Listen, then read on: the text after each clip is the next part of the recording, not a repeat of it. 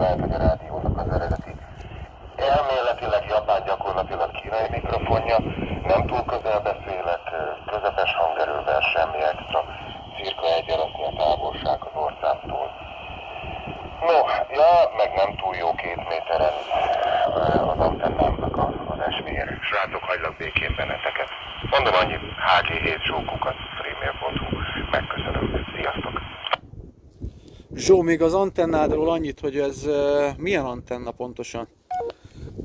Ez az Aszódi Józsi féle antenna, amit úgy kértem, hogy úgy gyártson le, hogy a 2 méteres része engem egyáltalán nem érdekel, azzal ne is foglalkozzon, de a 70 centit azt úgy hegyezze ki, hogy nekem DMR-re, hát ugye a 70 centis átjátszókra úgy mondom, oda tökéletes legyen. És a 2 méter az, nem is tudom, ilyen 2-es, 2,5-es VR-ű, szóval ERP-be nem megy belőlem ki értelmes teljesítmény.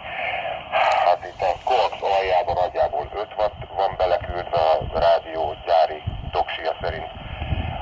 Fölér szerintem talán olyan 2, ilyen 1-2 watt kisugárzott teljesítményem van nagyjából, én úgy sejtem.